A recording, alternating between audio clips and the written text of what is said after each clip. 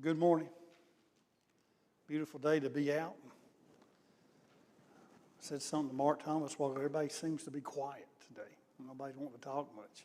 I don't know. But anyway, it's good to be here this morning. Come together, study God's Word. We'll begin with a word of prayer. John Matthews, would you lead us in prayer this morning?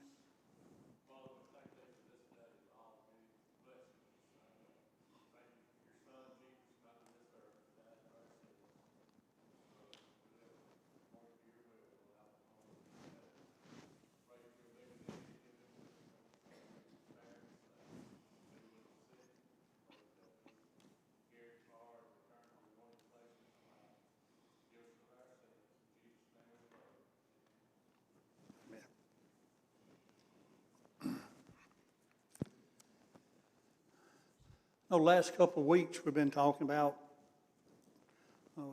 instrumental music or a cappella music, talk about that. And the last couple of weeks we've been talking about the Lord's Supper. We're going to conclude that today. But the reason we do this is because we need to be reminded from time to time. In 2 Peter 3 and verse 1, here Peter says, "Beloved, now I write to you this second epistle, in both of which I stir up your pure minds by way of reminder." So even Peter understood, in speaking with these Christians from time to time, we need to be reminded of things. Run them across us, what the Scriptures have to say about it, and that's why we do this from time to time. In talking about the Lord's Supper, we talked about several avenues of the Lord's Supper, what it's about. Mainly we talked about how we go about taking of it. We can do it in the right way. As far as the emblems, we can do it in the wrong way. We can take of it in the right frame of mind, or we can take of it in the wrong frame of mind. Both are very important, that we do it the right way, that we do it in spirit and in truth. So we want to take of it in a worthy way when our minds are focused on the death of Christ. But one of the main differences when it comes to what you find within religion, because in religion most everyone has some form of the Lord's Supper. Most all of them do take of it. But the main difference in what we find and what they do and what we find in the Scriptures is the frequency of it. How often do they take of it? That's where you find the difference, mainly in the Lord's Supper. Because here's what you find. You find all these within the religion. You find some who only take of it on the first day of the week or every week. You find some who take of it once a month or once a quarter. Some it's on Christmas, some it's and Easter. Some take of it on the Thursday night before Easter. That would be once a year. Some take of it before weddings or sometime during the wedding. And even at times you'll find it taking place at a funeral. So again, can all these be right? Well, one may look at it and say, well, this is the way we do it, and we do it. But has anybody considered who do all this, who does all this, have they ever considered the Scriptures? What do the Scriptures have to say about it? Do we have a pattern there? Do we have something that we can follow from that standpoint? A few years ago, I was talking to one preacher, a denominational preacher in Vernon. He's no longer here, but got talking about the Lord's Supper. And he said they hadn't taken of it in over a year. And I said, why not? Why not a year or more? And he said, well, nobody initiated it. Nobody initiated it. Said, we need to do this. So everybody was pretty content with not taking of it. But again, I thought that sort of strange that nobody initiated, even if they did it once a quarter or how often they did it. They just said, well, we're just not going to take of it. And he didn't really like it and thought, well, why don't you initiate it? I don't know anything that came about of it. But in Luke 22, 19 through 20, this is where Jesus instituted the Lord's Supper. That's how we're going to do it. He said, and he took bread and gave thanks and broke it and gave it to them, saying, this is my body, which is given for you. Do this in remembrance of me. Likewise, he also took the cup after supper, saying, this is the cup of the new covenant in my blood, which is shed for you. So here he initiated this by showing the unleavened bread. That's what they were using to celebrate the Passover.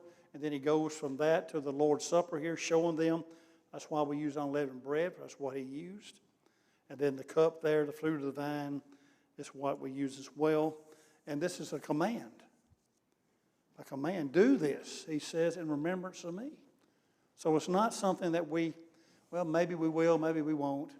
It's a command for us to do it. Do this in remembrance of me.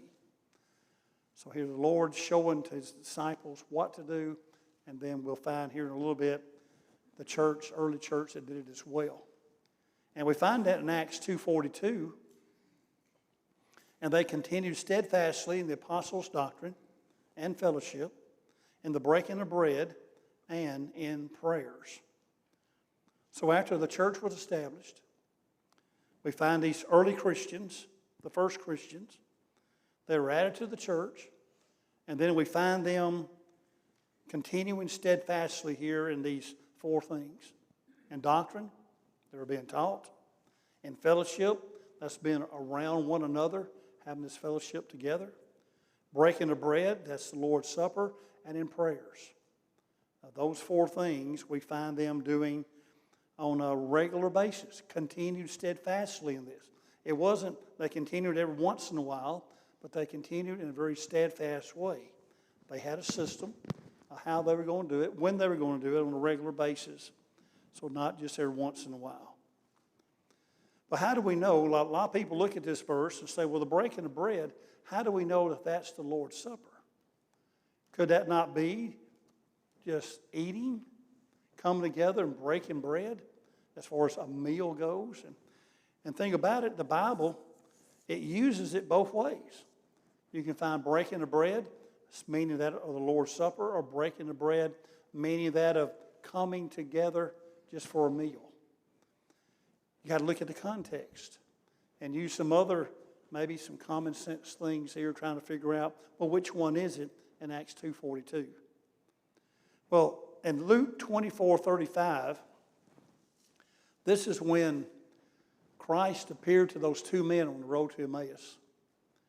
Remember, he appeared to them at this Sunday morning of the resurrection. He appeared to them, and they were walking home, and they didn't recognize Christ. He didn't allow them to recognize him.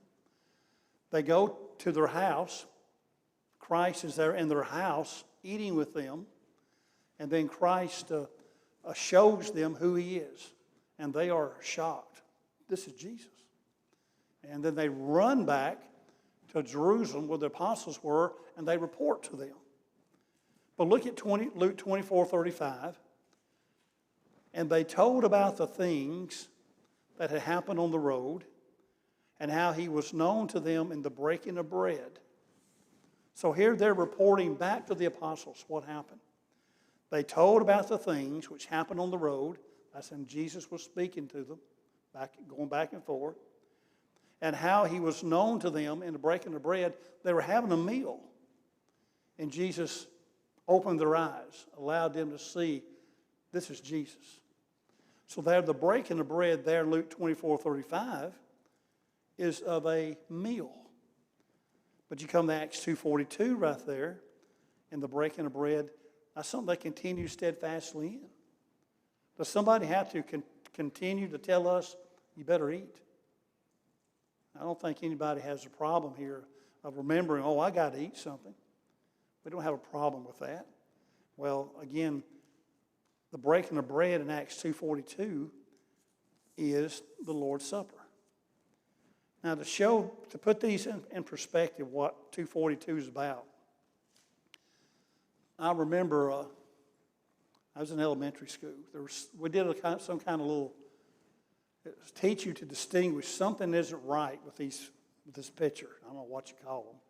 But they would give you several things here, and you would conclude now, it's testing your reasoning, what doesn't belong here? And you go through and it's called something. Now look at these four items here. Catfish, shrimp, oysters, dog. Which one does not belong?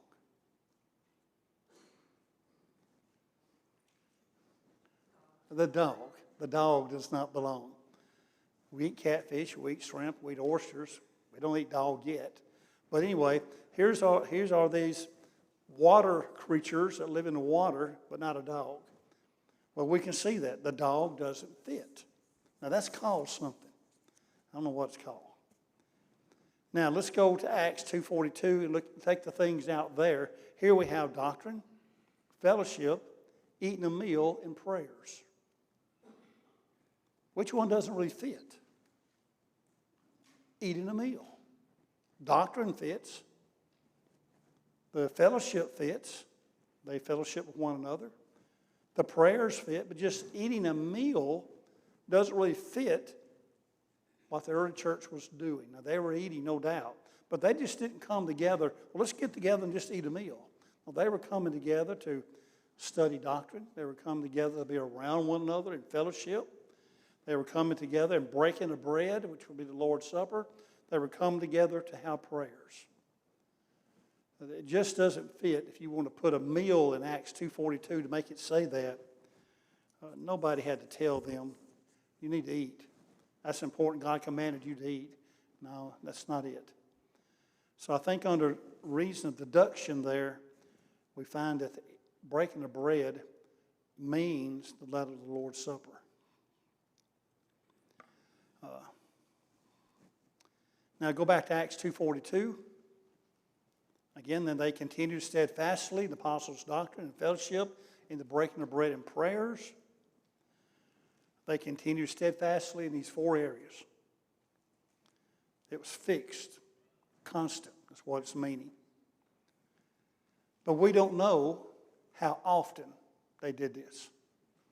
We know they did it, and we know they did it in a very steadfast way. They continued in a very constant way, a fixed way of doing it, but we just don't know how often they did it. So we got to, again, look and try to figure this out. Now in verse 46, Acts 2:46, some want to use this verse to say that they took of the Lord's Supper every day. I don't think so. Acts 2:46, so continuing daily with one accord in the temple and breaking bread from house to house, they ate their food with gladness and simplicity of heart. Again, the breaking of bread here, from house to house, they ate. That's just a meal. The early church, they were out and about. They were going from house to house. They were teaching each other. They would meet in the temple, a pretty common place where you begin to teach others. And then they would go from house to house, and as they were there, they would eat their meal. They had that in common. But being a Christian, they had in common, and therefore being together at the time was right, they would eat together. That's what they would do. And I thought that's what they were doing here in Acts 2 and verse 46. They had a lot of things in common. We generally don't eat with someone that we don't have something in common with. We don't do it. Next time you go out to let's say a restaurant somewhere, why don't you go sit with somebody, say you're a couple, and there's another couple over here sitting and just eating. Why don't you just go sit with them? Why would I do that? I don't even know them. I don't have anything in common with them. Once you do that, you might get looked at sort of strange. These Christians had this commonality of being Christian. Jesus tied them together. They had all these things in common. And by having these things in common, they came together and ate their food with gladness. They were glad to do this and talk over conversation about Jesus as they had their meal. So they had that much, we know, at least in common. And here they enjoyed the meals together and talked about, had to be something around Jesus, the church, his death, the apostles, who knows, doctrine, evangelism, they were talking a lot about it.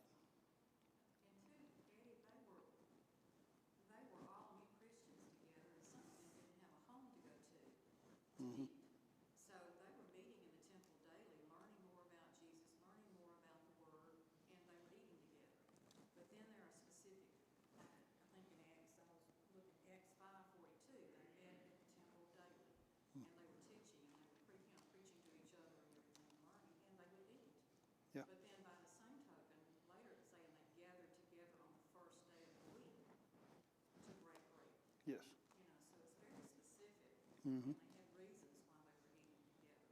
Yes. Nowhere else to go. All these Christians were there in Jerusalem at this time, thousands, and not millions, but thousands. Eager. Right. Right. Mm-hmm. For that reason. So they had a lot in common, being Christians. Just like we have a lot in common. We're Christians. A lot in common. So it's a good thing to have these commonalities as Christians. Now, when it comes to how often they took of this, we find them that did so on the first day of every week. Acts 20, verse 7 should be a verse that we know well. And on the first day of the week, when the disciples came together to break bread, Paul, ready to depart the next day, spoke to them and continued his message until midnight. Every week has a first day. We know that. We know that today is the first day of the week. Tomorrow's the first day of the work week, but today's the first day of the week. Well, we find these Christians come together on the first day of the week. Every week has a first day. Every month has a first day. Every year has a first day. Every century has a first day. There's a lot of firsts in there. So we come together based upon, right here, Acts 20, verse 7, on the first day of the week and take of the Lord's Supper. If it had said the first day of the month, when will we take of it? We'll take it on the first day of the month. If that were to fall anytime during the week, then we would come together, and that's when we would take of it. Or if it said the first day of a quarter, or the first day of the year, we would understand that. But for some reason, individuals can't see that it means consistently every Sunday. They can't see that. And main thing is because they've been taught different. They haven't been shown this verse here or some other verses. So there's no skipping, no jumping around here.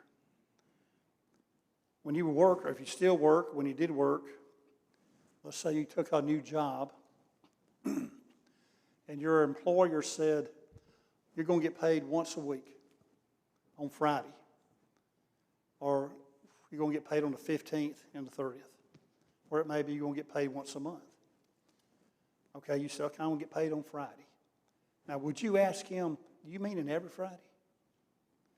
Or do you mean in every 15th and every 30th of every month? Do you mean every once a month, whatever that day may be?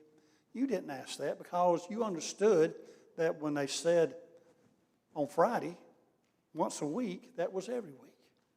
We understand that. But for some reason, we bring it over into taking the Lord's Supper, and we lose all common sense. He didn't say every first day. Well, first day of the week, every week has a first day. Every week. Now,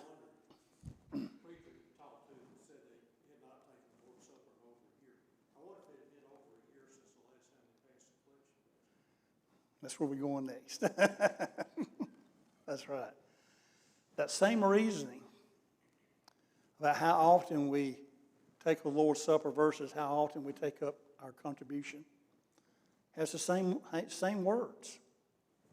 1 Corinthians 16:2. Now, on the first day of the week, there we are again. Let each one of you lay something aside, storing up as he may prosper, that there be no collections when I come. First day of the week. Why do we do it? Why do we take up a collection, contribution every first day of the week? Well, right here is your verse for it.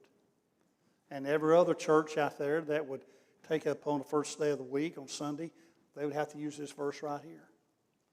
But why is it that we see the importance of taking up a collection every first day of the week, but yet when it comes to the Lord's Supper, well, no. We're going to wait and do it month or quarter or whenever. Again, they both are of equal importance. They both are commands that we are to do. But why don't we look at the giving as the same way as do the Lord's Supper? Well, again, there would be a problem there. You wouldn't be as these preachers know, you wouldn't be making the budget. You wouldn't be happening. It wouldn't happen. And the Lord is wanting us to do this each week as we have prospered in our giving. And He wants us to remember His Son's death each week as well when it comes to remembering that.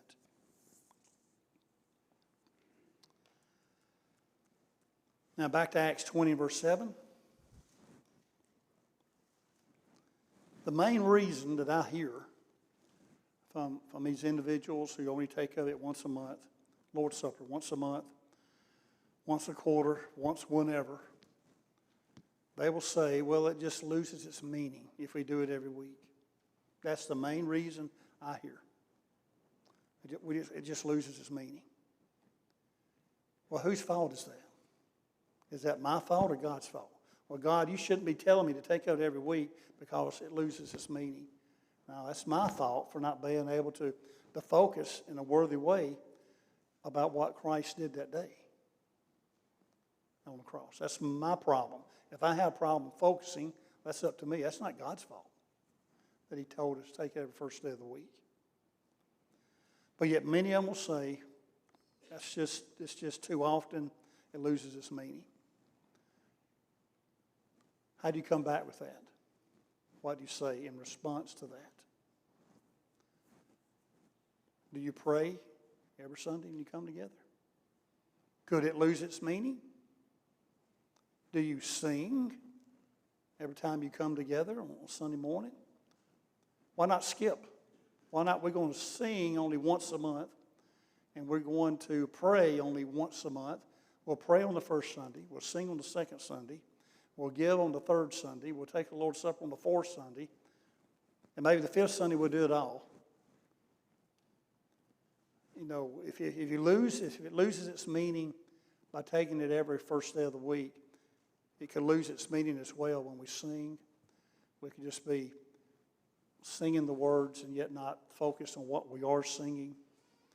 We could be praying, yet maybe the one who's leading us in prayer, we're not focused on that. We're somewhere else mentally and thinking of that. And when it comes to our giving, something we give, we just do it. We don't think about the blessings that God has blessed us with, not just this week, all our life. And that's how I would answer those who say that it's just not feasible every week. I just can't think. Keep my mind focused. If you can't keep your mind focused, you may have too much going on in your mind. Too much there. What we do have, it's not inspired. There's a book out there written by Everett Ferguson. It's called Early Christians Speak. And he goes back and he studied all the early Christians, what they were doing. We have all kinds of historical documents. This Christian thing was new in the first century. So you had people who said, what is this? And they would write about it, what was going on, what was taking place in their books and articles and things of that nature. So he goes through and he finds a lot of these things, and he wrote about what the early church was doing. And it's a wonderful book, Early Christians Speak, Everett Ferguson's, and he's a member of the church, a historian, and he writes about a lot of topics in there, what the early church was doing. Look what he says about the Lord's Supper. The Lord's Supper was a constant feature of the Sunday service. There is no second century evidence of a celebration of a daily Eucharist. Eucharist is a word that means thanksgiving. The Eucharist was the climax of the Christian worship service and that which distinguished it from the Jewish synagogue service.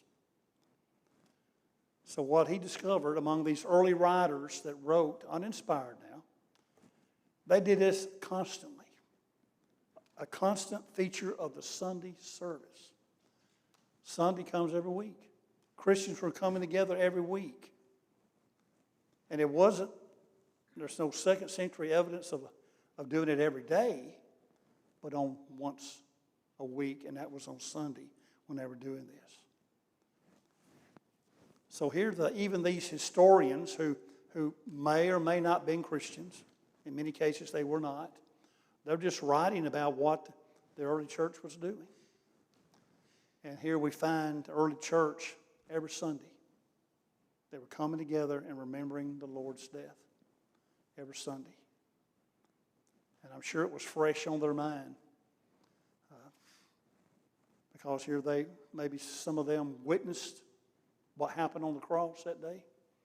They had the apostles with them that could also tell them about this as well. And the resurrection and everything about it. But I think that is a very good point there about early Christians speak, what he had to say about it. It's a great book. He talks about their singing, how they were singing, how they were coming together, meeting, and a lot of things. Very, very good book on that. So here we have our last lesson on the Lord's Supper. Something that God wants us to remember His Son by what He did. And let our minds focus on what it is as we take of it. And remembering His body and remembering His blood with the emblems that we use. Any other comments on the Lord's Supper?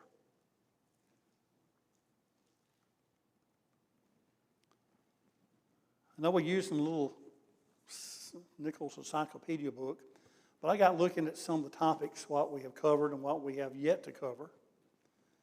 And I noticed there's one topic, and I'm surprised that topic is skipped. And starting next week, we're going to cover that topic for a couple of weeks anyway, and that's the topic of giving. That book doesn't cover giving.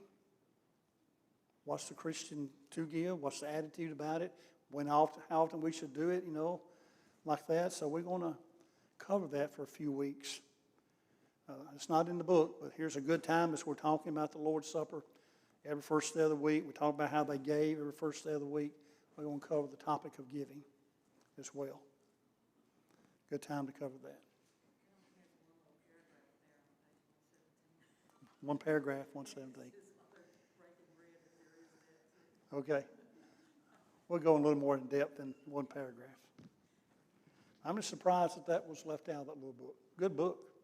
Very helpful book to keep us got topics and go with it. All right. Thank you for your attention today, and we'll take up on giving next week as well. Don't do like in some cases, we have teaching about giving, the contribution drops. I don't know why that is. It's not going to happen here, is it? No way. It's going to go up 100%. All right, thank you.